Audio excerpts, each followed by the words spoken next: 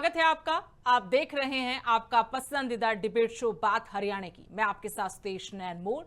देश की पहली हाइड्रोजन ट्रेन 14,000 करोड़ रुपए की परियोजनाएं और प्रधानमंत्री नरेंद्र मोदी का दावा कि डबल इंजन सरकार ने हरियाणा के विकास को नई रफ्तार दी है। लेकिन सवाल यह है कि क्या वाकई हरियाणा विकास के नए आयाम स्थापित कर रहा है या फिर ये उपलब्धियां बढ़ा चढ़ाकर पेश की जा रही हैं।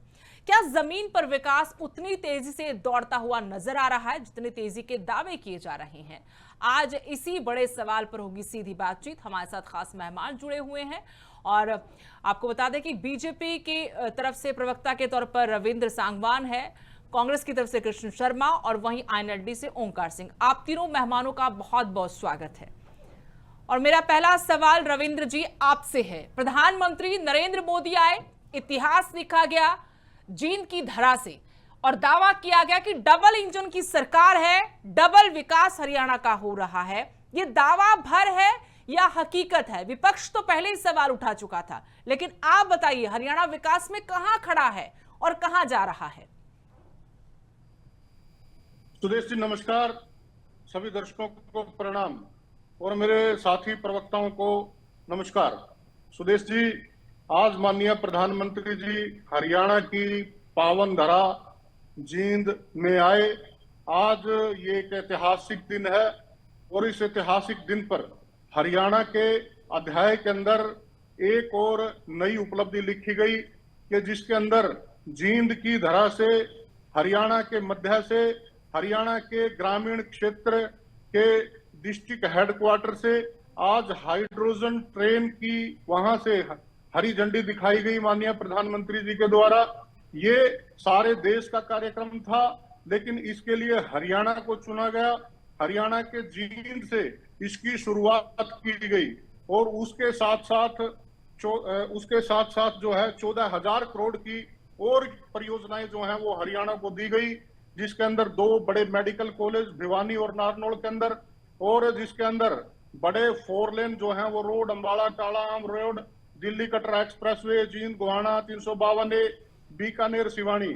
और जिस प्रकार से माननीय प्रधानमंत्री जी पिछले समय 350 साल के अंदर कुरुक्षेत्र के अंदर आए थे और वहां पर अनुभव केंद्र का उन्होंने वहां पर उद्घाटन किया था, और उसके साथ उसी कड़ी के अंदर आज एक बहुत बड़ा जो है सिख म्यूजियम, उसका भी उद्घाटन कुरुक्षेत्र से किया गया और कुरुक्षेत्र को रेलवे फाटक से मुक्त करते हुए कुरुक्षेत्र शहर को 450 करोड़ से एक एलिवेटेड ट्रैक की वहां पर उसका भी उद्घाटन किया गया। सुदेश जी, मैं आपको बताना चाहता हूं कि इसमें कोई दो राय नहीं है कि जब डबल इंजन की सरकार होती है, प्रदेश के अंदर सरकार सेंटर के सरकार से मिलकर के चलती है, तो उसका फायदा प्रदेश को निश्चित तौर पे मिलता है और देश को भी मिलता है। क्योंकि माननीय प्रधानमंत्री जी जब 2013 के अंदर जब वो प्रधानमंत्री नहीं थे, लेकिन वो एक सैनिक रैली के अंदर हरियाणा के रेवाड़ी के अंदर आए थे और उन्होंने सैनिकों की वहां से जो मांगे थी, जो सैनिक लोग चाहते थे, हमारे सैनिक चाहते थे, उसको उन्होंने सबसे पहली प्रायोरिटी दी।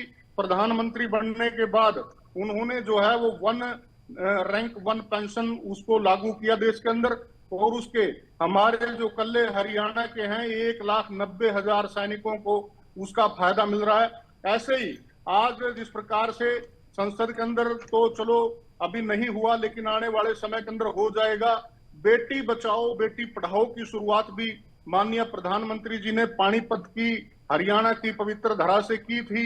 नहीं तो उससे पहले जो हमारी बेटियां हैं उनकी पेट के अंदर ही हत्या कर दी जाती थी। और इस मुहिम को आगे बढ़ा करके आज हरियाणा की पंचायत के अंदर 50% जो आरक्षण है हमारी बेटियों के लिए है, और स्थानीय निकाय के अंदर भी हरियाणा के अंदर पार्टी की सरकार के दावों पर एक बार जरा विपक्ष से पूछते हैं। कृष्ण शर्मा जी बताइए, अब बीजेपी तो डंके की चोट पर कह रही कि देखिए अगर केंद्र में सरकार है तभी इतने हजारों करोड़ के प्रोजेक्ट हरियाणा को मिल रहे हैं, और आज जो इतिहास लिखा गया उसके लिए हरियाणा को चुना गया, जींद को चुना गया। कितनी सच्चाई आप लोगों को लगती है? सुदेश नैन मोर जी, आपको और आपके चैनल को और मेरे साथियों को नमस्कार। देखिए, भाजपा की जो डबल इंजन की सरकार जींद के सेलिब्रेट के लिए, इवेंट के लिए कितना पानी की तरह पैसा वहां पे बहा रही थी एक छोटी सी रेल के लिए। हमें खुशी ये थी, हम ये इंतजार में थे कि प्राइम मिनिस्टर जी आ रहे हैं। वैसे तो इस रेल का कोई भी उद्घाटन दिल्ली में बैठ के ही हो सकता था। हमें ये इंतजार था कि हमारी जो जींद, हमारा दिल है हरियाणा का, वहाँ पे माननीय प्रधानमंत्री जी आके कुछ ऐसी घोषणाएं करेंगे जिससे वहाँ के एरिया का, जींद के क्षेत्र का और जींद के आसपास के जो जिले हैं, जो हमारे पिछड़े क्षेत्र है इंडस्ट्रीज के हिसाब से, वहाँ पे कोई ऐसी coach factory, railway coach factory का आज अलाउंस करेंगे।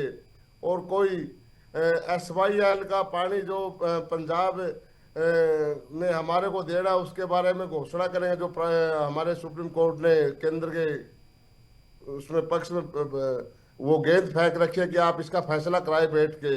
और हमारे जो चंडीगढ़ का स्टेटस जो खो दिया है भाजपा की सरकार ने, कि चंडीगढ़ का स्टेटस हरियाणा का क्या हक है उस पे, उसके बारे में चंडीगढ़ हरियाणा को देंगे या हाई कोर्ट वहाँ पे हमारा अलग से बनाने का वादा भाजपा का एजेंडा भी था प्रदेश का और सेंटर का, उन्होंने उसको छुआ तक भी नहीं।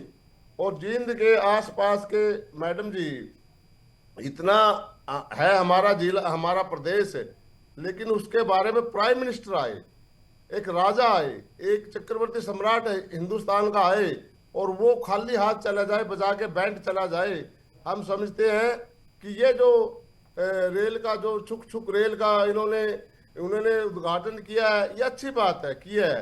लेकिन मैं अपने सम्मानित प्रवक्ता से ये पूछना चाहता हूँ, क्या ये प्राइम मिनिस्टर लेवल की बात थी? क्या आपको इस बात से आपत्ति की प्रधानमंत्री क्यों आए? लेकिन आप ये भी देखिए ना, प्रदेश को सौगात भी तो मिली है ना। शर्मा जी, कभी कभी जब काम बन रहे हैं, काम कर रही सरकार, तब तो तारीफ करना बनता है।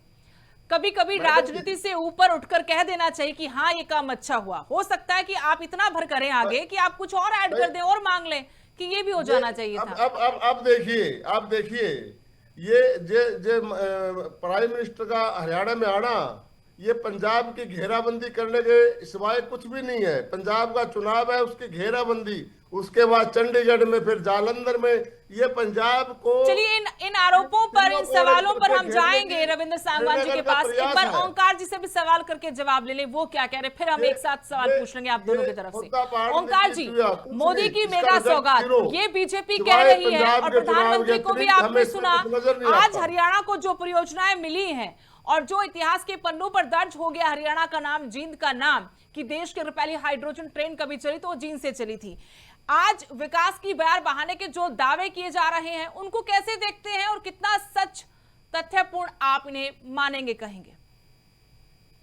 सुदेश जी, हम स्वागत करते हैं प्रधानमंत्री श्री नरेंद्र मोदी जी का जींद की पवित्र धरा पर, कि वो पिछले 12 साल में 15वीं बार हरियाणा में आए। बहुत बहुत धन्यवाद उनका, हरियाणा का ख्याल रखा। आपको बताना चाहता हूं मैं, पूरे देश में 25,571 ट्रेन रोज चलती हैं, हर रोज 2 करोड़ यात्री हर रोज ट्रेन से एक स्थान से दूसरे स्थान पर जाते हैं। आज हाइड्रोजन ट्रेन चली, ठीक है, इतिहास में नाम लिखा गया, लेकिन चांद तारे जमीन पर नहीं आ गए।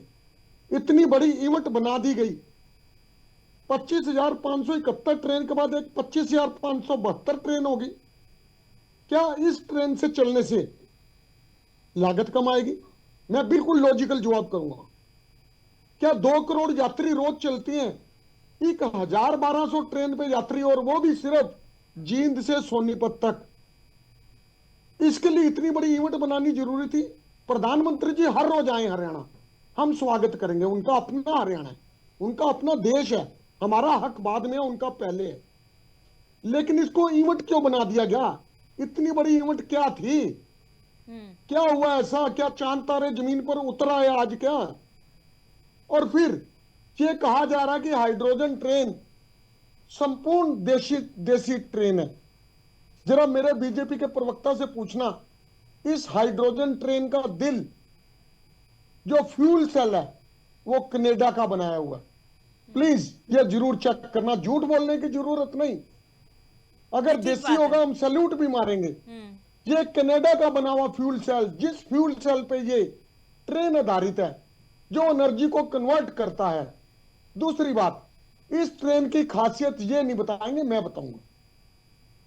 जिस स्थान पर इलेक्ट्रिसिटी की ट्रेन है, जिस स्थान पर डीजल ट्रेन है, वहां पर ये नहीं चलेगी। इसका कमर्शियल प्रयोग कभी नहीं हो पाएगा, पूछ लेना इनसे। ये सिर्फ उस रूट पर चलेंगी, जैसे अंबाला से शिमला, उस रूट पर चलेंगी जहां पर इलेक्ट्रिफिकेशन नहीं है। और इसकी लागत डीजल ट्रेन की लागत के मुकाबले, इलेक्ट्रिक ट्रेन की लागत के मुकाबले कम है या ज्यादा है, ये बताना, फिर मैं भी बता दूंगा। और सबसे बड़ी बात, हम आज एक विकासशील देश हैं, हम फिजूल खर्ची नहीं करना चाहते 1 रुपए की भी। नहीं, इस पर तो मैं आऊंगी ओंकार जी, एक बार मैं इस पर सवाल भी कर लेती हूँ। कृष्ण शर्मा जी ने भी ये मुद्दा उठाया। एक बात पूरी कर लो, बस एक बात पूरी कर लो। आज हमारे को उन प्रोजेक्ट की जरूरत है जो हमारे रोजी रोटी का अर्जन करें, हमारे को रोजगार दें। एक हाइड्रोजन ट्रेन को इतना बड़ा हुआ बना दिया गया, इतना बड़ा हुआ, ओहो हाइड्रोजन ट्रेन आ गई। भाई क्या हो गया ये तो बता दो। पहले 1950 में डीजल ट्रेन आई, फिर इलेक्ट्रिक ट्रेन आई, फिर हाइब्रिड आई, फिर शान पंजाब आई, हमारी शान। लेकिन किसी प्रधानमंत्री ने उनका उद्घाटन नहीं किया। क्या प्रधानमंत्री श्री नरेंद्र मोदी जी के पास बटन दबा के उद्घाटन करने की सुविधा है? विकास जी, आप लोगों को प्रधानमंत्री के उद्घाटन करने से ऐतराज है ज्यादा। एक बार सवाल, नहीं, ओंकार जी आएंगे आपके पास। एक बार रविंद्र सांगवान जी से सवाल कर लो। आप लोगों ने आरोप लगाए। सुनिए, हरियाणा में हर रोज आओ, हम स्वागत करेंगे, लेकिन हरियाणा को औद्योगिक हब बनाओ, हमारे बच्चों को रोजगार दो, शिक्षा दो हमारे आप बच्चों भले कितने दावे करें, कुछ भी देके गए हो प्रधानमंत्री, लेकिन विपक्ष का कहना है कि आप लोगों ने इवेंट बना दिया, इसको पानी की तरह पैसा बहाया गया। मैं अगर दूसरे शब्दों में कहना चाहूं तो ऊंट के मुंह में जीरा, वो वाली बात कर दी है। दिखाया ज्यादा गया, मिला कम है, इवेंट बनाया बीजेपी ने। सुदेश जी, अगर इनकी भी बात मान लें, ये कह रहे हैं कि इवेंट बनाया है। ये पहली हाइड्रोजन ट्रेन है। इससे पहले 4 देशों में हाइड्रोजन ट्रेन चलती है, लेकिन वो बहुत छोटी है। ये आज सबसे बड़ी हाइड्रोजन ट्रेन है जो दुनिया की सबसे बड़ी। 2 डब्बे और लगा दो इसके पीछे, क्या डिब्बे तो लगाने, इंजन तो वही है। अरे डिब्बे और लगा दो, बड़ी हो जाएगी। ये क्या बात है? अनपढ़ वाली बात ना करो, पढ़े लिखे वाली बात करो। 4 डिब्बे और टांग दो पीछे, वही इंजन 4 डिब्बे और ले जाएगा। इसमें छोटी और बड़ी का क्या मतलब है? भारत रेलवे है उसका उत्साहवर्धन। अरे भाई 2 डब्बे और लगा के सबसे लंबी बना दो, विश्व की का ब्रह्मांड की सबसे लंबी बना दो। दुनिया के अंदर दिखाना गलत है क्या? कमाल की बात है। उद्घाटन हुआ दुनिया के दूसरे देशों से, आज हरियाणा के अंदर इलाज कराने के लिए लोग कितने की ट्रेन नहीं है, इतने पैसे तो आपने यूं पे लगा दिए। चाहती हूँ, बहुत लंबा अरसा नहीं हुआ, कुछ दिन ही बीते हैं जब एक बड़ा मैसेज दिया गया प्रधानमंत्री की तरफ से कि तेल बचाइए, बचत कीजिए, आर्थिक संकट है जैसा दुनिया पर, देश पर भी है। एक दिन ड्रामा भी हुआ, फोटो सेशन हुआ कि सब साइकिल पर सवार हो गए। आज सारा ताम झाम अमला, जगह जगह मंत्री विधायक सब बैठे हुए हैं। वह इतनी बड़ी रैली कर दी, चंडीगढ़ में 2 करोड़ का वाटर प्रूफ टेंट लगा दिया, फिर कहां से पैसा आ गया? यानी बीजेपी के इवेंट के लिए तो पैसा है, तेल है, आम लोगों के लिए आर्थिक मंदी आ जाती है, हाथ टाइट करने पड़ते, सोना मत खरीदिए, और यहाँ पानी की तरह पैसा बहाया जा रहा था। सर ये तो सारे लोग देख ही रहे थे, रातों रात सड़कें बन गई, सब हो गया, छुपा किसी से भी नहीं है। सुदेश जी, क्या आपको नहीं लगता कि ये मैसेज भी है? यदि वो तेल का संकट जिस प्रकार की विपक्ष बातें कर रहा है कि तेल खत्म हो गया, तेल ये हो गया, तो नहीं एक बटन दबा के दिल्ली से वहां से बैठ के भी तो हो सकता था ना। चलिए, ट्रेन है ये, बिगाड़ तेल के चलने वाली ट्रेन है, हमारे पास व्यवस्थाएं हैं। अब मेरे पास वक्त नहीं है, लेकिन मैं ये जो पानी से ट्रेन चलने का फॉर्मूला आप लोग बता रहे हैं, इस पर भी मैं डिबेट कर सकती थी। दिखाना गलत है। रविंद्र सांगवान जी बात कीजिएगा, वक्त नहीं, लेकिन एक बात है। चलिए, प्रधानमंत्री जी आए, बहुत स्वागत रहा उनका यहाँ पर, आतिथ्य सत्कार हुआ, जनता को मिला, लेकिन और मिलना चाहिए, यही सिर्फ इतना पर कहना है। बहुत बहुत शुक्रिया आप तीनों मेहमानों का हमारे साथ जुड़ने के लिए। तो हरियाणा विकास की नई रफ्तार पकड़ रहा है, आज इतिहास तो लिखा गया है। सुनहरे शब्दों में लिखा गया। जब भी बात होगी कहीं पर भी दुनिया भर में कि पहली हाइड्रोजन देश में कहां चली थी, कहां से चली थी, तो वो नाम आएगा जींद का, हरियाणा का। लेकिन विपक्ष का यह आरोप कि इसे इवेंट बना दिया गया, जबकि लोगों को असल में मिला बहुत कम है। सौगातें मिली लेकिन वो सियासी बातें ज्यादा हुई हैं, असल में बहुत छोटी सौगातें मिली हैं। फिलहाल इतना ही, नमस्कार।